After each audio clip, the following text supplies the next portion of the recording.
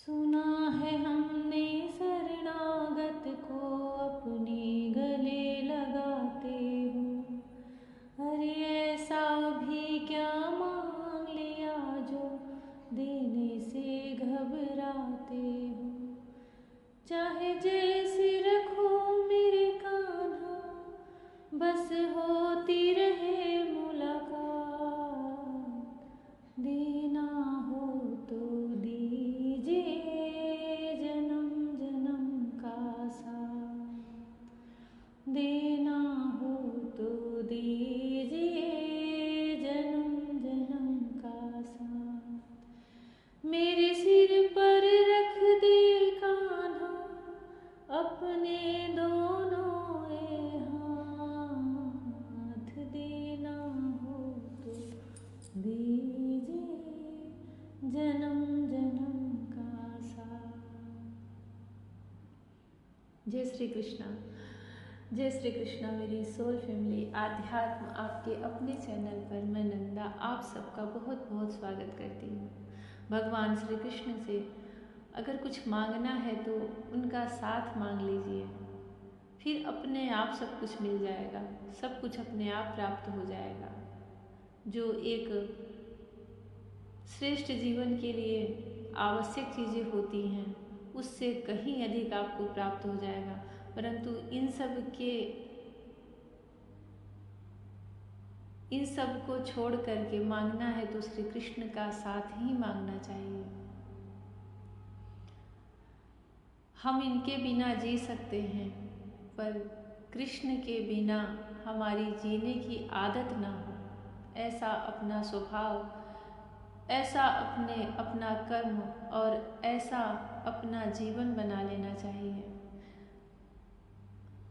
श्रीमद् भागवत भगवान श्री कृष्ण को प्राप्त कराने का ही एक उत्तम साधन है, उत्तम मार्ग है और एक आदत है जिसको लग जाती है फिर वह जीवन पर्यंत नहीं छूट पाता। भागवत तभी छूट पाता है जब कृष्ण मिल जाते हैं। जब कृष्ण मिल जाते हैं तो यह भागवत भी न सुना जाता है न कोई पढ़ पाता है, क्योंकि जैसे ही इनके शब्दों को आप देखोगे कृष्ण सामने दिखेंगे। उनको प्राप्त करने के ही लिए तो यह एक मार्ग बताया गया है, सुगम मार्ग।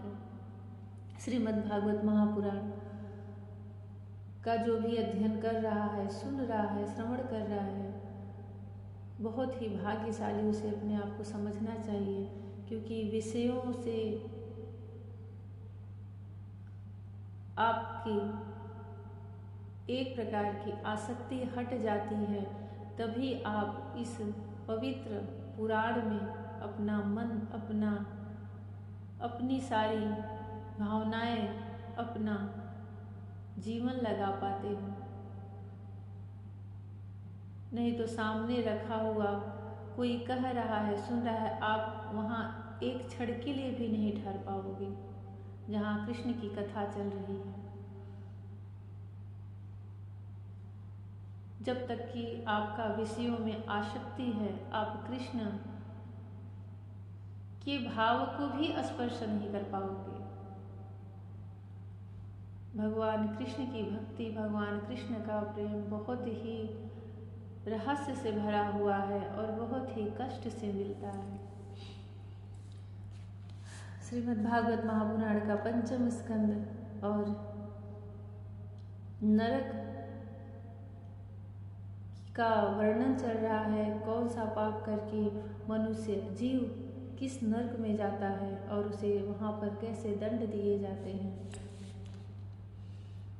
सुखदेव जी कहते हैं, परीक्षित, जो पुरुष इस लोक में पशु आदि सभी के साथ व्यभिचार करता है उसे मृत्यु के बाद यमदूत व्रजकंटक सारमली नरक में गिराते हैं और वज्र के समान कठोर कांटों वाले सेमर के वृक्ष पर चढ़ाकर फिर नीचे की ओर खींचते हैं। जो राजा या राजपुरुष इस लोक में श्रेष्ठ कुल में जन्म पाकर भी धर्म की मर्यादा का उच्छेद करते हैं, वे उस मर्यादा मर्यादित क्रमण के कारण मरने पर वैतरणी नदी में पटके जाते हैं। यह नदी नरकों की खाई के समान है। उसमें मल, मूत्र, पीप, रक्त, केश, नख, हड्डी, चर्बी, मांस और मज्जा आदि गंदी चीजें भरी हुई हैं। वहां गिरने पर उन्हें इधर उधर के जल के जीव नोचते हैं, किंतु इससे उनका शरीर नहीं छूटता। पाप के कारण प्राण उसे वहन किए रहता है और वे उस दुर्गति को अपनी करनी का फल समझकर मन ही मन संतप्त होते रहते हैं। जो लोग शौच और आचरण के नियमों का परित्याग कर तथा लज्जा को तिलांजलि देकर इस लोक में शूद्राओं के साथ संबंध गांठकर पशुओं के समान आचरण करते हैं, वे भी मरने के बाद पी, विष्ठा, मूत्र, कफ और मल से भरे हुए पुयोद नामक समुद्र में गिरकर उन अत्यंत घृणित वस्तुओं को ही खाते हैं। इस लोक में जो ब्राह्मणादि उच्च वर्ण के लोग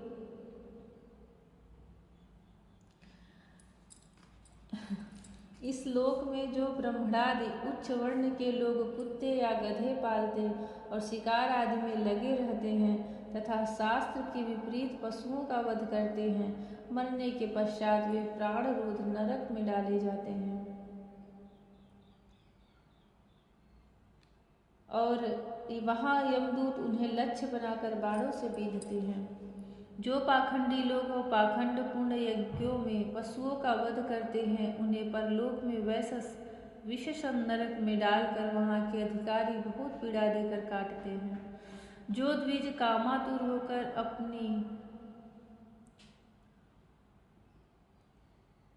जो कोई चोर अथवा राजा या राजपुरुष इस लोक में जो कोई चोर अथवा राजा या राजपुरुष इस लोक में किसी के घर में आग लगा देते हैं, किसी को विष दे देते हैं अथवा गांव या व्यापारियों की टोलियों को लूट लेते हैं, उन्हें मरने के पश्चात सारमेयादन नामक नरक में वज्र की दाढ़ों से 720 यमदूत कुत्ते बनकर बड़े वेग से काटने लगते हैं। इस लोक में जो पुरुष किसी की गवाही देने में, व्यापार में अथवा दान के समय किसी भी तरह झूठ बोलता है, वह मरने पर आधार शून्य अविचमान नरक में पड़ता है। वहां उसे 100 योजन ऊंचे पहाड़ के शिखर से नीचे को सिर करके गिराया जाता है। उस नरक की पत्थर की भूमि जल के समान जान पड़ती है, इसलिए उसका नाम अविचमान है। वहां गिराए जाने से उसके शरीर के टुकड़े टुकड़े हो जाने पर भी प्राण नहीं निकलते, इसलिए इसे बार बार ऊपर ले जाकर पटका जाता है। जो ब्राह्मण या ब्राह्मणी अथवा व्रत में स्थित और कोई भी प्रमादवश मद्यपान करता है तथा जो क्षत्रिय या वैश्य सोमपान, क्योंकि क्षत्रियों एवं वैश्यों के लिए शास्त्र में सोमपान का निषेध है, क्षत्रिय या वैश्य सोमपान करता है उसे यमदूत अयहपान नाम के नरक में ले जाते हैं और उनकी छाती पर पैर रखकर उनके मुंह में आग से गलाया हुआ लोहा डालते हैं। जो पुरुष इस लोक में निम्न श्रेणी का होकर भी अपने को बड़ा मानने के कारण जन्म, तप, विद्या, आचार, वर्ण या आश्रम में अपने से बड़ों का विशेष सत्कार नहीं करता, वह जीता हुआ भी मरे के ही समान है। उसे मरने पर छार करदम नाम के नरक में नीचे को सिर करके गिराया जाता है और वहां उसे अनंत पीड़ाएं भोगनी पड़ती है। जो पुरुष इस लोक में नर भेदादि के द्वारा भैरव, यक्ष, राक्षस आदि का यजन करते हैं और जो स्त्रियां पशुओं के समान पुरुषों को खा जाती हैं, उन्हें वे पशुओं की ही तरह मारे हुए पुरुष यमलोक में राक्षस होकर तरह तरह की यातनाएं देते हैं और रक्षोगढ़ भोजन नामक नरक में कसाईयों के समान कुल्हाड़ी से काट काट कर उसका लहू पीते हैं तथा जिस प्रकार मांसभोजी पुरुष इस लोक में उनका मांस भक्षण करके आनंदित होते थे, उसी प्रकार वे भी उनका रक्तपान करते और आनंदित होकर नाचते गाते हैं। इस लोक में जो लोग वन या गांव के निरपराध जीवों को, जो सभी अपने प्राणों को रखना चाहते हैं, तरह तरह के उपायों से फुसलाकर अपने पास बुला लेते हैं और फिर उन्हें कांटे से बेध कर या रस्सी से बांध कर खिलवाड़ करते हुए तरह तरह की पीड़ाएं देते हैं, उन्हें भी मरने के पश्चात यम यातनाओं के समान शूलप्रोत नामक नरक में शूलों से बेधा जाता है। उस समय जब उन्हें भूख प्यास सताती है और कंक बटेर आदि तीखी चोंचों वाले नरक के भयानक पंछी नोचने लगते हैं, तब अपने किए हुए सारे पाप याद आ जाते हैं। जय श्री कृष्ण। नरक में जो यातनाएं दी जाती हैं उनका कोई अंत ही नहीं है, क्योंकि जब मनुष्य पाप करता है तो वह भी उसकी सीमा समाप्त कर देता है, सारी मर्यादाएं भूल जाता है और एक के बाद एक उन्हीं पाप कर्मों को करता हुआ उसमें ऐसा लिप्त हो जाता है, उसको ऐसा सुख, ऐसा आनंद मिलने लगता है कि लगता है बस वही ईश्वर बन गया है, जो कर रहा है यही सबसे श्रेष्ठ है। उसे कुछ भी ज्ञान नहीं रहता कि वह किस घोर नरक में गिरने वाला है।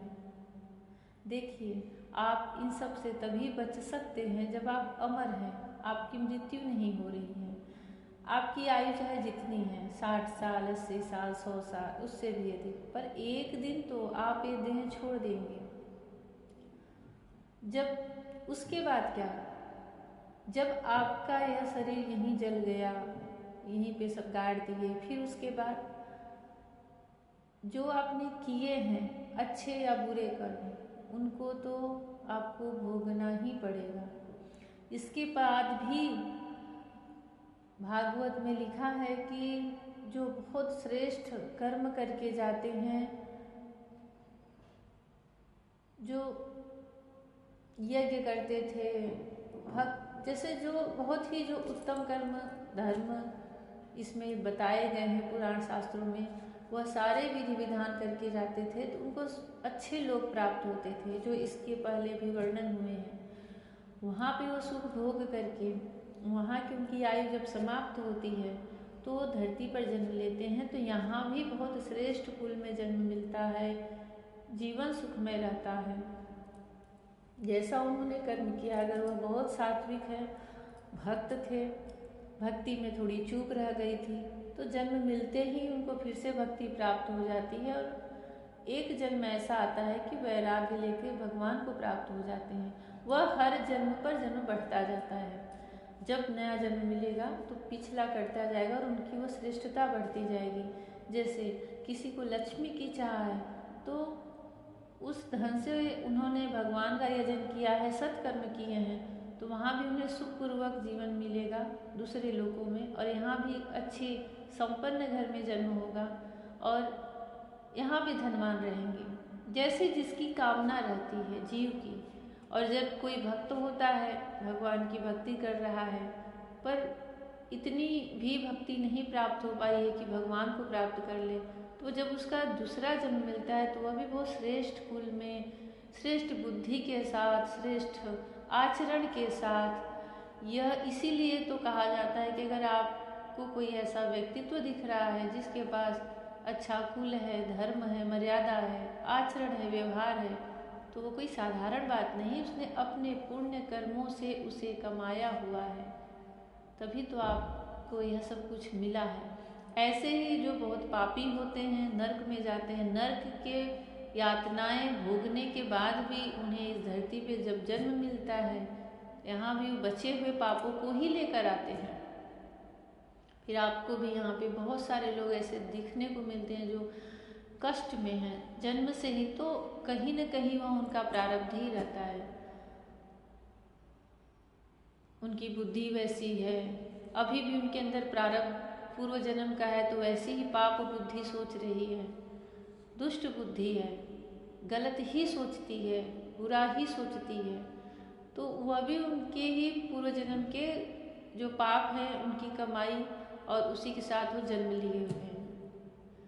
इसलिए इनसे इस चक्कर से निकलना है तो सिर्फ भगवान श्री हरि का चरण शरण पकड़ लो, उनका नाम पकड़ लो, वही इस भव सागर से पार करा सकते हैं।